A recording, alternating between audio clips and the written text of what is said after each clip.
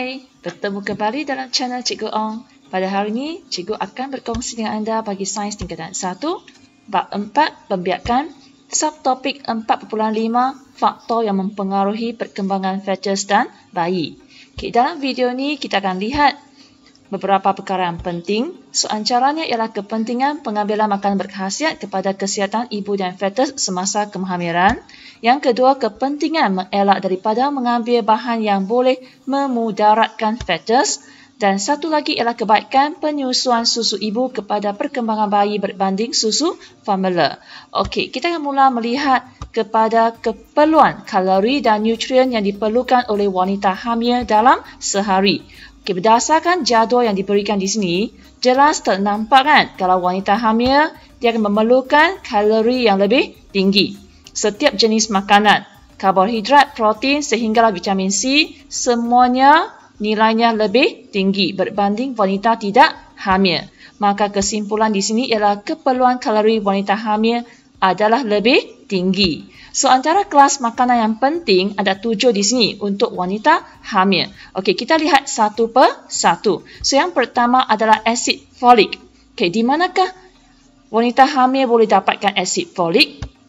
Antaranya melalui makan brokoli, kacang tanah. Okey, ada sayur bayam. Asid folik ni sangat penting sebenarnya untuk perkembangan sistem saraf fetus yang sempurna. Kalau tidak, doktor juga akan memberikan pil untuk yang asid folik bagi wanita hamil. Okay. Yang kedua, kita akan lihat kepada ferrum. Okay.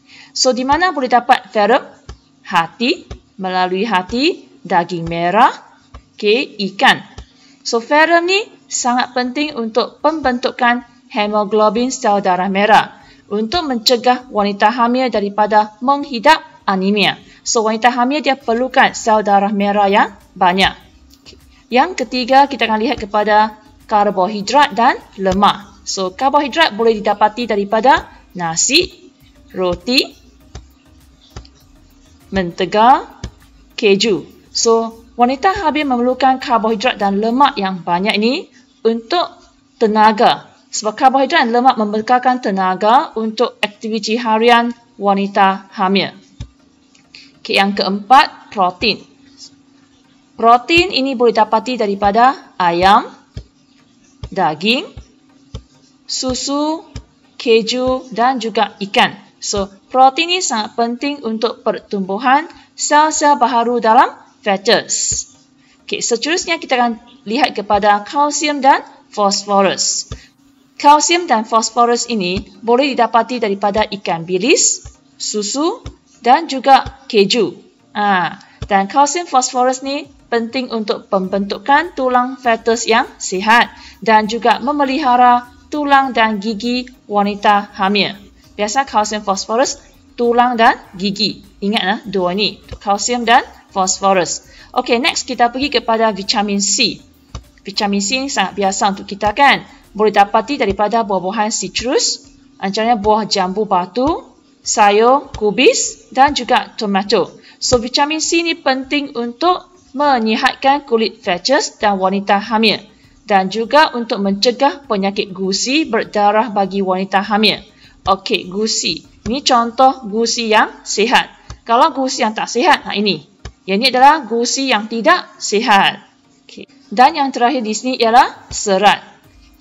Wanita hamil boleh dapat serat daripada bijirin, buah-buahan dan juga sayur-sayuran. Serat ni sangat penting untuk mencegah sembelit bagi wanita hamil. Okay. Setelah melihat ke-7 kelas makanan yang diperlukan oleh wanita hamil, seterusnya kita lihat. Bolehkah wanita hamil merokok, mengambil alkohol dan dadah?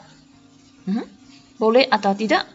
Sudah tentu anda tahu tidak boleh. Wanita hamil tidak boleh merokok. Sebab apa? Sebab kalau merokok, kesan rokok ini mungkin berlaku keguguran fetus. Bayi dilahirkan pramatang. Maksudnya tak cukup bulan dia dilahirkan pramatang. Bayi yang lahir itu bersaiz kecil. Bayi itu mungkin terencak akal dan cacat fizikal. Dan satu lagi kemungkinan ialah risiko kematian bayi tinggi. Sebab tu wanita hamil tidak boleh merokok.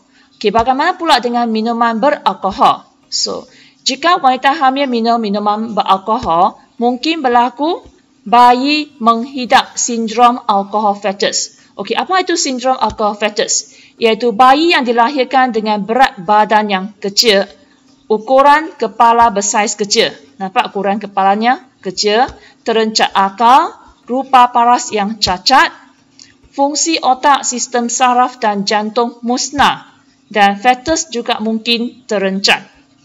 So, semua ini adalah kesan minuman beralkohol. Dan satu lagi adalah kesan dadah. Okay. So, kesan dadah kemungkinan besar menyebabkan fetus tu cacat. Okay. Sebab itu, wanita hamil tidak boleh merokok, minum minuman beralkohol dan juga mengambil dadah. Okey, next kita akan lihat kepada kepentingan susu ibu. Mengapa susu ibu itu penting? Okey, kerana bayi yang baru dilahirkan tidak mempunyai gigi, tidak dapat makan makanan berpejam. Sebab itu, susu ibu ialah makanan terbaik untuk bayi. Okey, ada 4 sebab. Okey, kenapa paling bagus untuk bayi? Antaranya, susu ibu mengandungi segala keperluan makanan bayi, dan yang paling penting ialah susu ibu mempunyai antibodi bagi melindungi bayi daripada sesetengah penyakit. Dan dengan susu ibu, hubungan ibu dan bayi menjadi erat. Dan juga satu lagi kebaikan ialah penghanaman bayi lebih baik. Jadi, wanita hamil perlu menjaga kesihatan dengan baik kerana setiap makhluk bernyawa berhak untuk hidup walaupun masih dalam kandungan. So, sekarang kita dah sampai sudut uji minda. Yang pertama, mengapakah wanita hamil memerlukan jumlah nutrien yang lebih banyak berbanding dengan wanita tidak hamil? Kerana bayi di dalam kandungan memerlukan nutrien untuk membesar dengan sihat. So, yang kedua, mengapakah gigi dan tulang wanita hamil lebih mudah mereput berbanding dengan wanita yang tidak hamil? Okay. Sebab apa? Sebab bayi di dalam kandungan dia menyerap kalsium daripada badan ibu untuk pertumbuhan tulang dan giginya. Soalan yang terakhir, bandingkan kesan penyusuan susu ibu dengan penggunaan susu formula terhadap perkembangan bayi. Okay, so kita akan berikan kebaikan susu ibu. So, antaranya susu ibu mengandungi nutrien yang paling lengkap untuk perkembangan bayi. Susu ibu lebih mudah dihadam, memberikan kekuatan imunisasi yang lebih tinggi dan tidak mengandungi bahan kimia berbanding susu formula. Okey, sekian sahaja perkongsian cikgu pada hari ini. Sekiranya bermanfaat untuk anda, sudilah tekan like, share kepada rakan dan jangan lupa subscribe channel cikgu. So, terima kasih. Jumpa lagi. Bye-bye. Everything changes.